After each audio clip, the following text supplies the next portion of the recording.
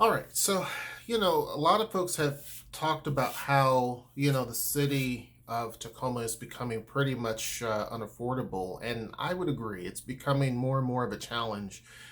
And, I had mentioned that renting is probably not a good idea if you're able to buy a home. Some people can't. Buying a home is challenging for some because obviously you have to have the income to do it, but sometimes folks don't have the credit, or maybe they don't have the down payment. Maybe they haven't been a job long enough. So there's many different factors that come into it. So they may have to actually rent. But it's becoming more and more of an issue to rent because the cost for apartments here are going up. Personally, I would rent downtown if possible. But for some, that's not going to be the case. In downtown, there's various different price points. So it's not just everything super expensive. There's very, very huge, drastic differences in price points. Now, you may not get a lot. Don't expect to have a 3 bedroom apartment or a 2 bedroom, 2 bath apartment for $500 or $800. That's just not going to happen. But you do have a lot of different options. In a video prior, I had talked about the fact that someone was upset because I didn't talk about Tacoma's the crime rate in Tacoma. And, that person was not the only person. There have been people in the past who really have an agenda, right? So their agenda is to make the city of Tacoma look bad if they can. But also, those folks are not really big fans of the area to begin with, typically. And some of those people live here, but they're not fans of it. And my whole point is if you're able to, and maybe they can't, like I've said, I've been trying to be a little bit better and not be so harsh. But the thing is, if you don't like a place, leave. And I know some people say that's just wrong to say that, but it's true. If you cannot tolerate a place any longer, leave. Otherwise, shut up and make it better. It's as simple as that. Do things to help make it better. It's as simple as that versus constantly complaining. And you see a lot of people on social media talking about various different things about what they don't like, what they hate, but yet they're doing nothing to fix the issue. They're not helping their community, and they're not picking up trash. They're not going to a food bank to help volunteer time. They're not doing anything but complaining. And so if you don't like it here, leave. Whether it's in Tacoma, Seattle, Bellevue, the whole area, the whole West Coast. If you don't like a place, move. Right? It's that's just how it is. And if you can't afford to move, then focus more on trying to fix issues versus complaining. Complaining's wasting time. And nobody cares. It's the reality. They don't. They care more about what you contribute versus complaining, because I can complain about a lot of things. But one of the big things that I can say in terms of apartments, getting back on topic, is that, and where I was going with that whole issue, is that Tacoma, for all of the faults that people want to talk about, has done a lot of things in the right direction. I had mentioned that there have been people, had it not been for those people, the city would not have recovered from where it was. There was a time when downtown Tacoma was not safe. Now it's one of the safest places in the entire city. But there was a time when that was not the case, where things were really difficult, where you could pretty much get away with a lot of stuff down there. That has changed drastically. And I had mentioned how hold on a second. Dog is whining to go out the door. It wanted to come in, now it wants to go out. But anyway. So there were a lot of people who were very instrumental in building up the city. I had mentioned that there were the decision to move University of Washington Tacoma to downtown. The idea was to put it way out there where the community college is, which is leaving the city. There was talk of doing that. No one wanted to touch downtown, but that decision was made by very instrumental men and women who decided to do that. The Harmon building, that project helped do a lot of investment for downtown because nobody was doing it. Nobody invested in the city. And in that direct area were a bunch of abandoned warehouse buildings, which some are still standing, but a bunch of, abandoned, ugly buildings that were falling apart. Mind you, a freight rail line ran right behind that, right through what is current day University of Washington, Tacoma. And then Sound Transit built the light rail line, then the museum campus. All of those things were helpful. But it took more than that. It took private business owners who bought up buildings down there to fix it. Now, University of Washington Tacoma bought up a lot of those ugly buildings and rehabbed them. So they look great. If you notice, UWT has not really built anything. They've actually remodeled a lot of stuff. And so that has changed dramatically downtown. It changed the energy. And then when you have a lot of other private developers, the folks that bought the Harmon building, they have a lot of different properties around downtown. Another one, Mr. Moreno, who owns Surge Tacoma, as well as a lot of other stuff. He owns, what is it called, Premier Residential. That's his residential property side of things. Bought up a lot of different things, and they're still doing it. That has actually put Tacoma in a completely different light than where it was. As a result, Tacoma has had a long time of eating humble pie. Seattle hasn't had that. Seattle has been the place that has been the focus point. So it's been the focal point for jobs, it's been the focal point for tourism, it's been the focal point for national news, good and bad. It's been the focal point for everything. And so it's had a lot of blessings. But in those blessings, I think the city and the leadership at various different stages has lost track of what really makes a city. And if you don't have housing that stretches all over the place in terms of affordability, you're not going to have much of a city for long because you're only going to attract the people that can afford to live there. And those who can't are going to end up in dire situations. Right? Someone really talked about this really effectively, that the homelessness situation in Seattle is not just due to Amazon, right? It's not. And it's Amazon's a scapegoat. But Amazon has actually accelerated a lot of people who are homeless because the cost of housing reflects what people think the market can afford. So if a lot of people are making a lot of money at Amazon, that doesn't necessarily mean that the folks that are in the support industry and the hospitality industry and the services industry are making that type of money. So all of those hotel workers, all of the staff at hospitals, not counting nurses and stuff, but staff, the janitors, the teachers,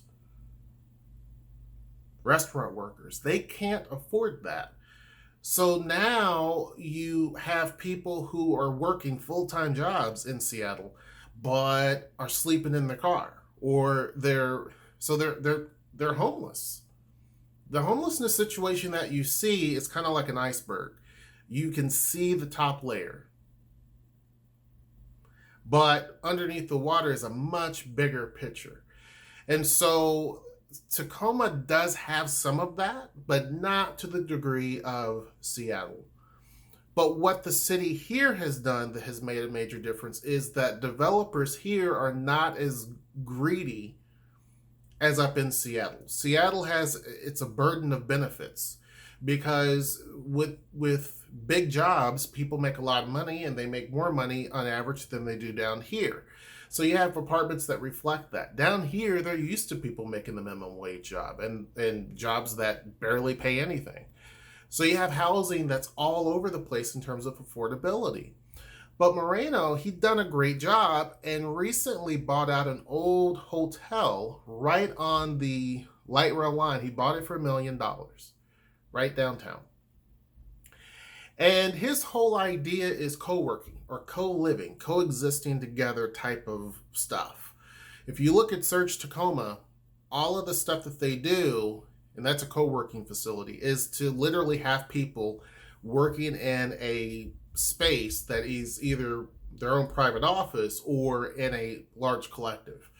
But everyone still relies on the same internet service and the coffee bar that's there, and et cetera, right? You have a common area as well that everybody relies on. So he really likes that type of thing. So he has sites all over the city, and also the old city hall. Now, this is where I'm going with this whole idea that Seattle misses and that Tacoma kind of has learned over time, and how I had mentioned that there are people here who took the bad situation that the city was in, and they're propelling it forward so that it does not go back to that situation, and how housing here is designed for people all over the scale. You're still going to have homelessness, but you have people that can afford a lot better housing here than you can up in Seattle, even though Seattle has Yesler Terrace, a huge development. But he took this old hotel and he's turning it into micro units. Same thing with the old city hall. A part of the old city hall will be micro units. Now, he's building these simultaneously. He's working on these two projects at the same time. Now, the old hotel is a much smaller project, and it's designed mainly for University of Washington Tacoma students. That's mainly what it's designed for. They're furnished units. You know, just reading through here, they're going to have a full bathroom and small kitchens. It's somewhat directly across from the University of Washington Tacoma. And the city allows for an apartment unit to be as small as 250 square feet. So not very big at all, right? So a 10 by 25, just to make things simple, right? So this is kind of what people need, because these are designed to be affordable. Now, can everyone live in this? No, my family couldn't live in these because there's a bunch of us. But for those who are a couple or a single person, this would be perfect, right? And he's also designing these for the professionals. Sometimes you have a lot of professionals who are downtown, and they cannot afford they may own their own business, right? But they cannot afford starting up a business and then having a $2,500 house payment or a $1,400 apartment payment. They need something that is a lot more friendly. Or you may have that person that just got a brand new job, and they need something that's right downtown that they can walk to. They'll forego having a car just so long as they can be close enough to their job. And so this is kind of what makes good sense. People are leaving Seattle because they can't really afford it. And the reality is that the more that you have projects like this, the better. Today, Noelle went to the studio, and already they've changed out the sign on that old hotel to call it Tacoma Flats. That's going to be the name of the project. And I looked up the actual website for Tacoma Flats, right? And it says that there are modern micro units in a renovated historic building in the heart of downtown Tacoma, geared towards students and the urban professional. And they talk about how, with an increasing demand for housing in Tacoma, coupled with rising rents, the Tacoma Flats is a unique opportunity for urban professionals and college students, furnished with micro units with access to common area kitchens, laundry area, gaming, and more. So the whole co-living, this is also co-living, because the way that they see it is that you're going to have common areas. Now, this says a common area kitchen. Now, I don't know what that means. I don't know if these are just rooms or if they have a kitchen in addition to that, or if there's some that has a kitchen, some don't. I don't know. But the whole concept is, how can we provide housing that's a lot more affordable, and that you don't have people that are forced to live on the street, even though they have a job. They're gainfully employed, but they just can't afford it. That, to me, is a win for Tacoma. Not only with this project, but there is again, with the old city hall, we're talking over 100 units just with one company. right? So when people talk about Tacoma and its past, or the fact that there is some violence that happens, mainly that violence is people who are involved in violence themselves, or they're involved in something that's completely illegal to begin with. That type of thing is, you're guaranteed. If you want to be a victim of crime, be a problem in society, and that will happen, typically. Now, does that happen? Does crime happen to innocent people? Absolutely, it does. Absolutely. But you accelerate that risk when you do things you're not supposed to. It doesn't matter what country, what city you're in, that's going to be the case. Period. Do innocent people get affected? Yeah, of course. Absolutely. And I'm not going to minimize that. But the chances are much less.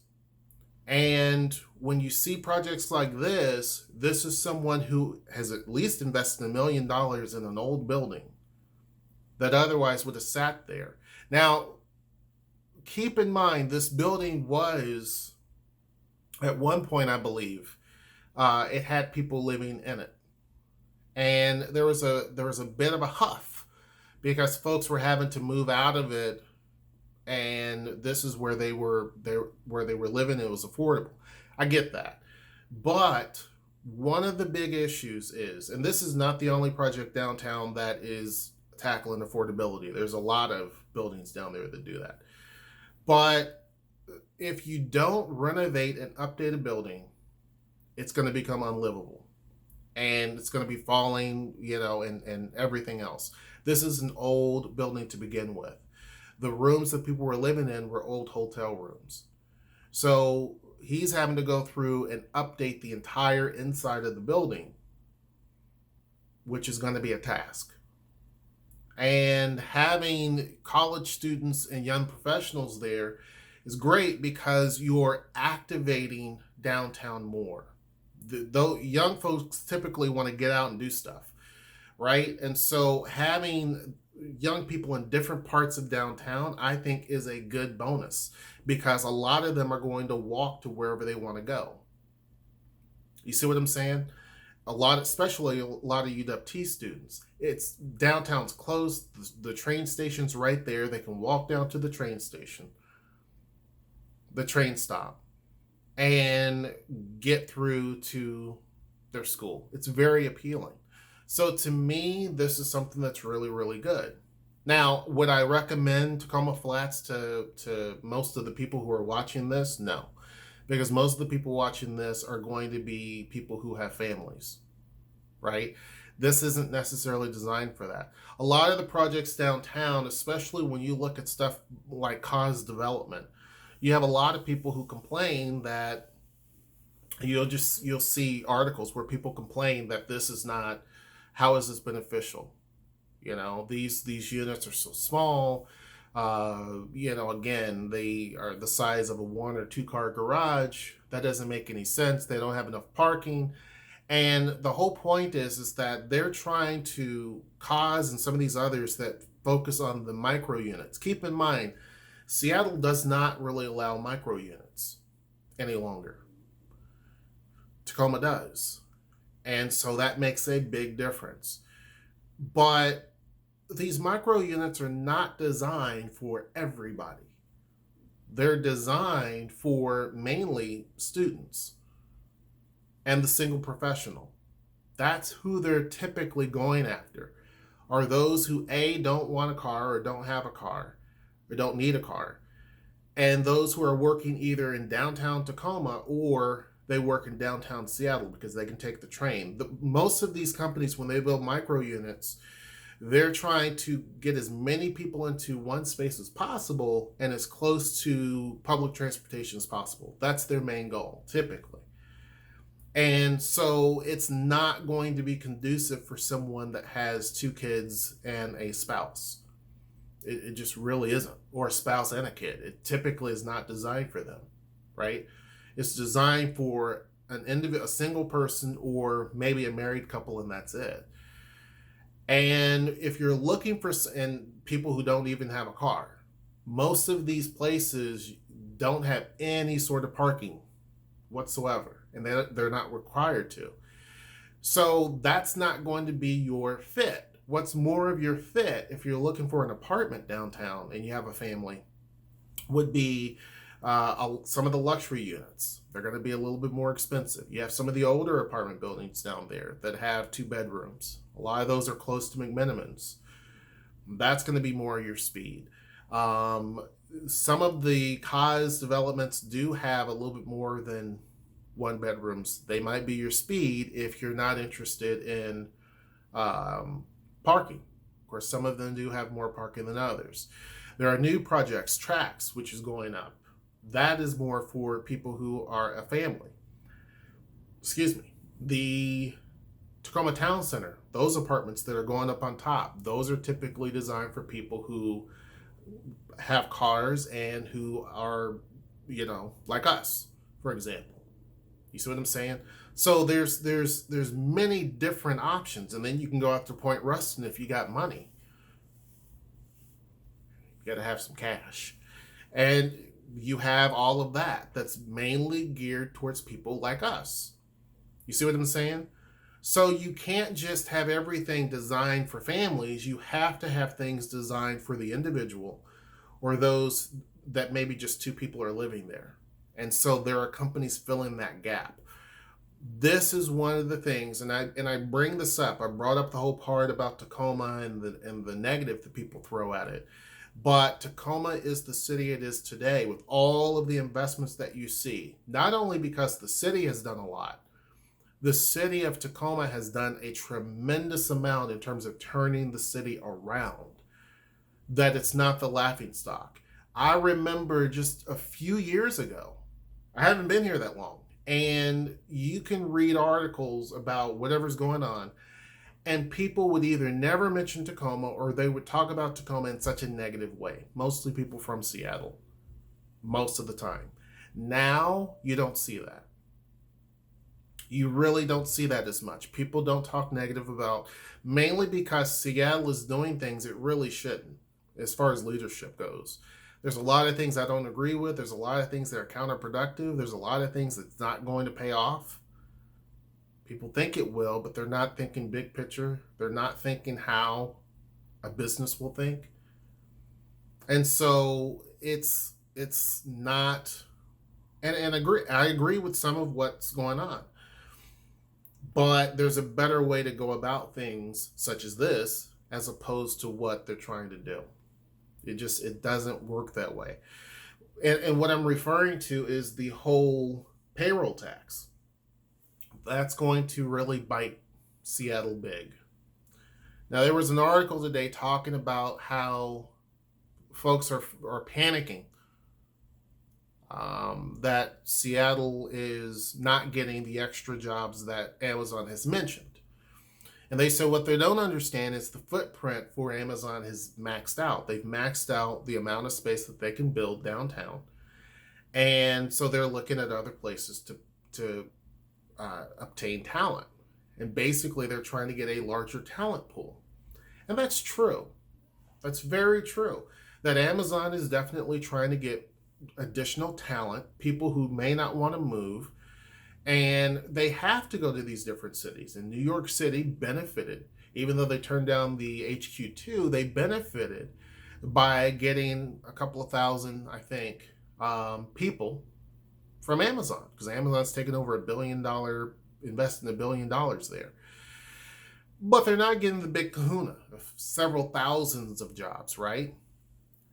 And there's other cities, San Diego, I believe, Denver, some other places, right, that Amazon's expanding in. And so the guy is saying that, it's not like that Amazon's leaving Seattle.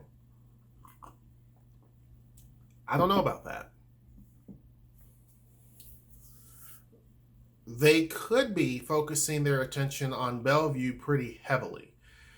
Amazon does not, you're right, the South Lake Union area, you can't really, unless you build on top of the bridge, or on top of roads, you're done. There's no more space in that general area. But there's still space all throughout downtown. Keep in mind, Amazon was going to take over a huge building that University of Washington owns the land underneath, and there's a building going up. Amazon was going to take over that entire building. They backed out of it. Now that gives you an idea that they don't, and that's not in South Lake Union, right? They decided not to go that direction, and they instead put that energy into Bellevue, right? The other part is that there's many buildings downtown that Amazon can take over. I think it's called the F4 building. It looks like the bank building in Hong Kong. It's all bented, and it's the newest building. It's glass. It's huge. They could take over that, but they haven't. They've invested in Bellevue. They actually popped up 3 buildings. They're 15 stories tall. I think Vulcan did that. They're taking over that. They're going to put the biggest building yet in Bellevue. In terms of height, I think it's 40 stories tall. They're taking over that, as well as existing buildings.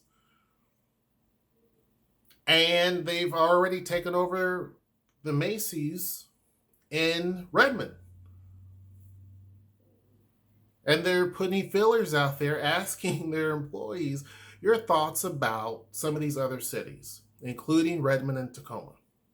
So just because they're currently right there in Seattle doesn't mean they're always going to be there. Do I think that Amazon will always have some sort of a presence in Seattle? Sure. How big? Don't know. But one of the issues that Seattle faces is there are other cities that can offer the space. If you look at, just for example, Bellevue can keep building. If you look at Bellevue, they still have areas of downtown that they can keep building on. No problem. But they're going to soon run out, and Bellevue's expensive. When you look at places like Tacoma, we have a lot larger pieces of land that Amazon can easily build on. If you look at downtown, there's a lot of surface parking lot space, even all the way over there in the Dome District. The Dome District alone is more space available there than what Amazon would need. If you look at all the old warehouses over there, I mean, come on. That by itself is bigger than their campus that they're currently on. If you look at that whole area. So I would not be cocky and say that, they're still here. They're just not hiring because they don't have enough space or footprint. They have plenty of space that they can go to downtown. I do think the head tax is going to backfire. It's not a head tax, I'm sorry, the payroll tax. I think it's going to backfire because they're not wanting to pay that. They're saying that Amazon, went to New York, and New York City is super expensive in terms of taxes. They tax you 3 or 4 different ways that we don't here. And then also the state also taxes the same way. New York State also taxes that, and it's super expensive. Sure. No question. I'm sure that is the case. And they were saying if the tax issue was such an issue, they wouldn't go there. I don't know about that. I think that everything Amazon does is very strategic, and it has to be. Now, they're not putting, a huge amount of workers there. There was talk of them doing that, but it had to make sense. Amazon's not going to put 15,000 employees in New York City and take over all that real estate because it is expensive there. I mean, let's be real. The reason why they were going to put headquarters there was because they were looking to get some sort of tax write-off and make sure that it makes a lot of sense. There had to be the taxes had to be lower in terms of when they start putting buildings down, that they didn't have to pay for taxes on those buildings because they're having to pay a buttload of taxes on everything else. Now that that's not the option, they're not going to put a lot of employees there. And that would be the case in any city that has heavy taxes. They're not going to do that. Here, we don't have that many taxes, to be honest with you. So it doesn't make sense for them to go someplace and put a lot of tax, or go someplace with heavy taxes and put a lot of their infrastructure in. They're just not going to really do that when they have other options. But will they go to some of these markets that are expensive and tax heavy and put in a hub? Sure. Absolutely. But I do think that this is a loss for Seattle. I really do think that. I think that Amazon is heavily looking for alternatives. Again, I do think they're always going to have a presence in Seattle, but I don't think it's going to be as big as it has been. And I think that the days of it hiring like it has been in Seattle are over. It's just too difficult. And Seattle is losing its appeal. I said that in a video a little bit ago. Seattle itself is losing its appeal. And one of the reasons why it's losing its appeal is because it's way too expensive. And there's other options. When you can go just 30 minutes south and the housing prices are almost half, why? Or you can go anywhere except for Bellevue and some of these other suburbs. But you can go technically almost anywhere and you're not going to pay nearly as much. And people can work from home. It doesn't make any sense to have huge 12 million square feet of space. Excuse me, especially in a city that's trying to tax you specifically. It doesn't make any sense. So, excuse me, I think that here we have a lot of different buffers in place. Tacoma, and one of the reasons why I recommend Tacoma for people is because, as an alternative, and I had people who early on when I moved to Tacoma make fun of it. People I know question it. Like, really? I don't know. But the writing was on the wall that it is going to be, it's in terms of Seattle, it's going to be very expensive. And you're going to have escalating taxes, not only just with the city, Sound Transit, property tax there is insane. There was already talk of them putting toll roads downtown. And so to me, it didn't make a lot of sense. I knew I wanted to open up a business. Having a retail space in Seattle, in any place in Seattle, not just downtown, is a nightmare. So in terms of cost. So to me, the writing was on the wall. And now a lot of those same people are like, yep, they won't tell me I'm right, but I was right. I'm not saying Seattle's a bad place to live or anything like that, and it's still going to attract people. It's still a great city. With all of its faults, it's still a wonderful city, but it's losing a lot of its appeal. Whereas some of these other places like Redmond, Bellevue, Tacoma, Issaquah, Everett, those are places where people are looking at because the quality of life is much better. You cannot dispute that. It doesn't matter how many little crime stats you pop up there, the quality of life in those cities you cannot touch. Seattle can't touch that. It just can't.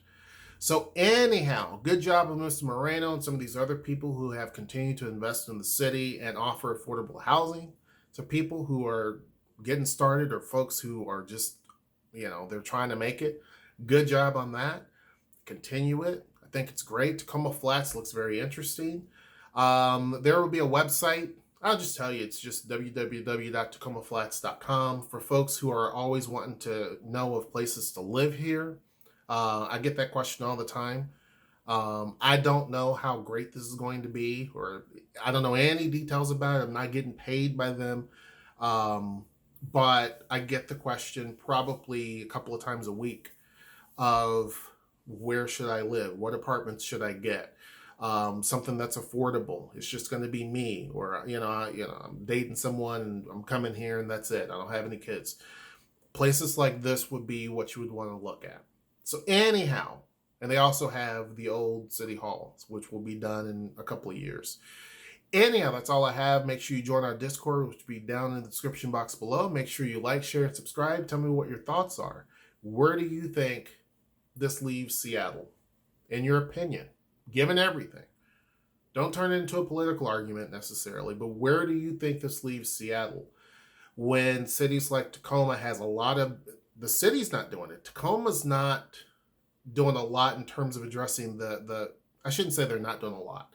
It's not the city of Tacoma that is forcing this. It is private businesses that are actually taking a step forward in addressing the housing issue here. And it's not nearly as bad as it is up in Seattle. What do you think that does for Seattle? And where do you think that puts Seattle in the grand scheme of things? Anyhow, I got to finish my coffee so I can make more sense. Hope you guys are having a great day. And until next time, I will see you. Take care.